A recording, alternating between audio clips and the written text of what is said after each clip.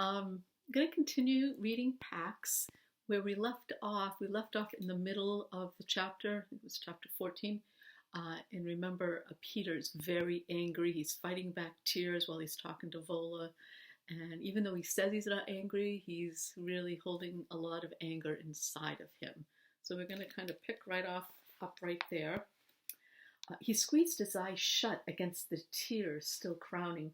I'm not angry. It's just that I didn't choose it. I didn't choose for there to be a war. I didn't choose for my father to join it. I didn't choose to leave my house. I didn't choose to go to my grandfather's, and I sure didn't choose to abandon an animal that I took care of for 5 years. You're a kid. You don't get a lot of choices. I'd be angry too. Diabolum angry. Diabolman. That's a hard word to say. Diabolman. I told you I'm not angry. Peter gulped in a sob that somehow escaped as a twisted laugh. He was short-circuiting again. And you're in love with that word, you know, said Peter. What are you talking about, boy? Diabolman. What is it? Some kind of swear word? You're in love with the word diabolman. His wiring felt totally fried now. If we were in second grade, I'd tell you you're so in love with that word, you should marry it. She squawked a loud crow's caw. But you're right, she said. I should get down on one diabolman, ruined knee, and ask that word to marry me. You should, Peter agreed, kind of hysterical now. You should put a diabolman ring on its diabolman finger. He wiped his face off and watched Vola as she came over and took the seat across from him. My grandfather swore in his first language. It drove my grandmother crazy because she didn't speak it. But she sang in Italian when she cooked, so... Vola lifted a finger to stroke the feathers bunched at her throat. So, I carry many traits, she said quietly. And then she went silent for a while, holding Peter's gaze the whole time. In their silence, Peter felt they were saying something important, something about the long, dark tunnel he felt narrowing in around him. I was counting on finding Pax in a week, maybe 10 days.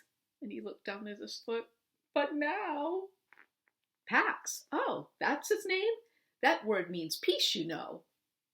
Peter knew that already. Lots of people had told him. But that's not why I named him Pax.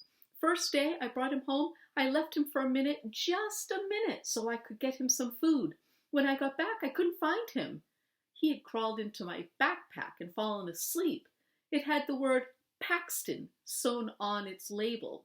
I was 7 then, and I figured, Paxton, that's a good name. It had an X in it, like fox, you know.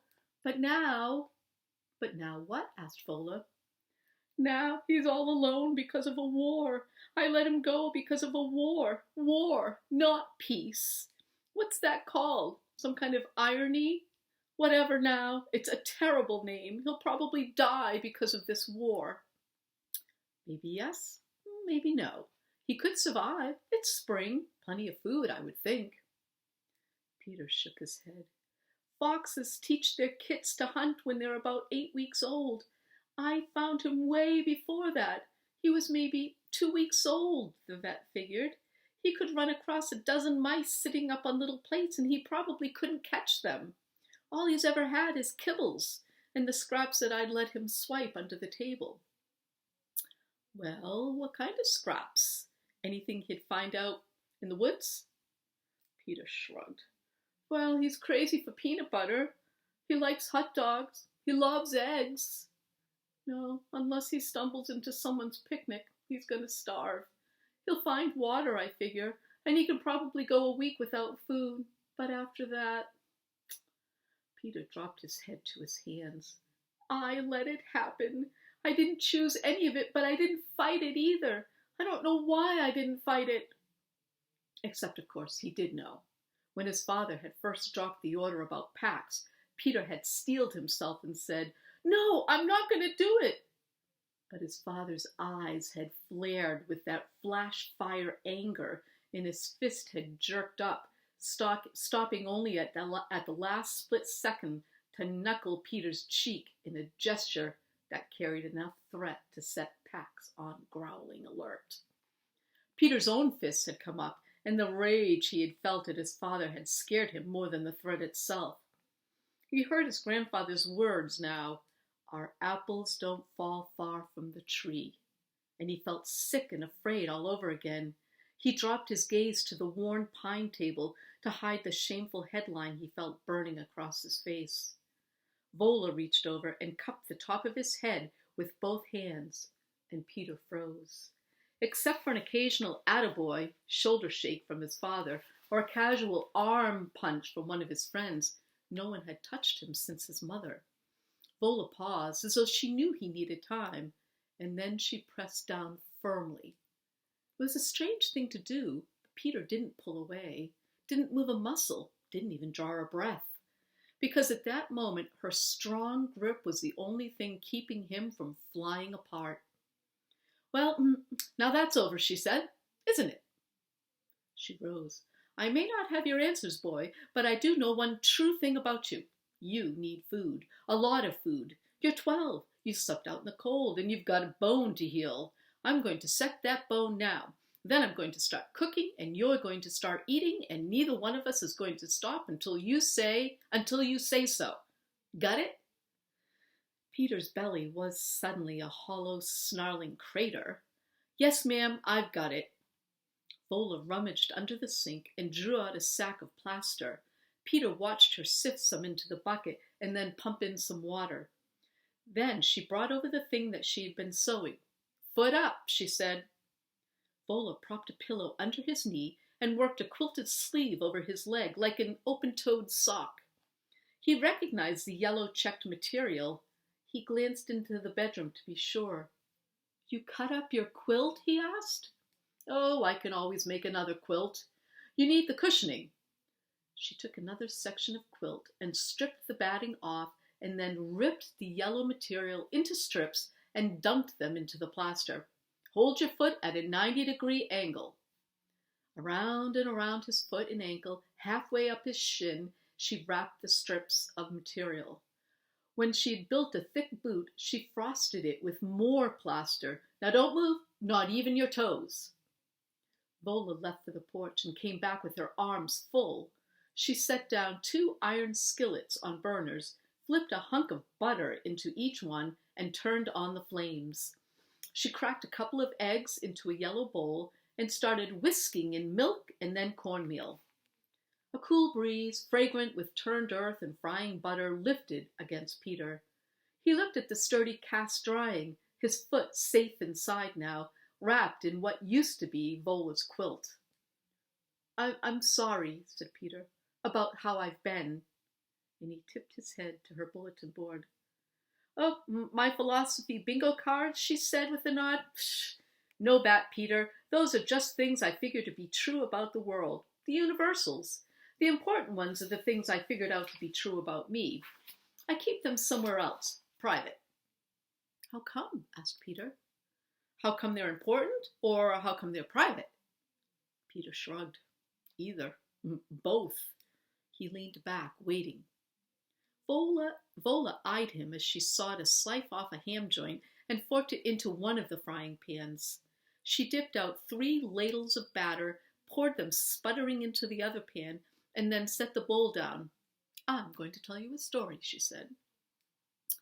"When I got out of the service, I didn't remember a single true thing about myself. That's what training does. No more individuals, just pieces they can mold to their machine. I was lost my first day as a civilian. Lost. I went into a grocery store. I stared at all the choices and I kept wondering who I was supposed to be buying groceries for. I should say a civilian, if you don't know. A civilian is like us, people who are not in the Army or any kind of service like Navy or Coast Guard. We are civilians because we're not in those communities. I stared at all the choices in the grocery store, and I kept wondering who I was supposed to be buying groceries for. What filled this person's hungry belly? Gumbo or pie? Beans or bread? In the produce aisle, I broke down because I didn't remember a single thing about myself. Vola went quiet then, her eyes closed. What happened? Peter nudged after a moment. What happened?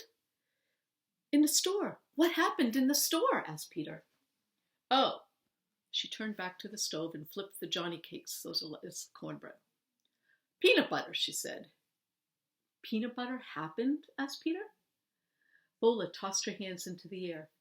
Peanut butter happened, and I was lucky it did. There I was on the floor of the grocery store, dirty, red and white checked linoleum. I'll never forget it. I was there weeping, and I knew I wouldn't get up until I remembered what kind of food I liked.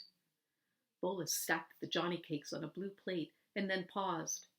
Peter thought she might be drifting back to the memory of that grocery store floor. He was glad he hadn't seen something like that, a grown woman sobbing on a dirty grocery store floor, a crazy lady with one lost leg. He felt suddenly protective and hoped no one had laughed at her and that she had gotten herself out okay. And? Oh, well, and finally I did. I remembered my grandmother telling me that when I first discovered peanut butter sandwiches, I wanted one every day. So I got off the grocery store floor and I bought myself some peanut butter and bread. I filled my cart with peanut butter and bread because I decided I wasn't coming back to the grocery store until I knew for sure something else I liked to eat. And I was afraid that might be a long time. She added the ham to the plate, slapped on a scoop of applesauce, and brought it over to him along with a white pitcher of maple syrup. Go ahead and eat, she told him. Peter flooded the plate with maple syrup and loaded a fork. The cornmeal had a gritty crunch. The ham was smooth and salty against the sweet maple syrup. It was the best food he could remember eating in a long time. And was it? He asked when he had cleaned half the plate. A long time before you remembered something else you liked to eat? Vola pressed a finger to the drying cast. Almost set. Keeps your foot still a while longer. And she went back to the stove and carved more ham and ladled more batter into the skillet. Yes, it was, she said. People around me, they call it PTSD, post-traumatic stress disorder, from being in the war. And they were right. I was sick, but I knew it wasn't being in the war exactly. It was that in the war, I had forgotten everything that was true about myself. Post-traumatic forgetting who you are disorder. That's what I had. My grandfather was in a nursing home by then, and he was dying. I went out to his place.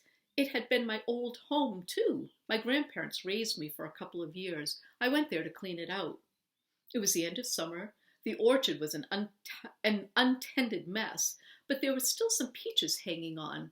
And that was a second lucky thing that happened to me after the peanut butter, because I suddenly remembered, Lord, I had loved those peaches. I used to sneak out in the middle of the night to pick them. I had sprawled on the grass underneath those trees with fireflies flashing on the grass underneath those trees, and all around, and katydid singing, a heap of peaches on my belly, and I'd eat them till the juice ran into my ears. I remembered that so clearly. I could smell that memory, I could hear it, and I could taste it. But I couldn't figure out how that girl could be the same person who had put on a uniform, picked up a gun, and done the things I did in the war. So I reached up and picked one of those peaches, and I laid myself down on the grass and bit into it, and there I was.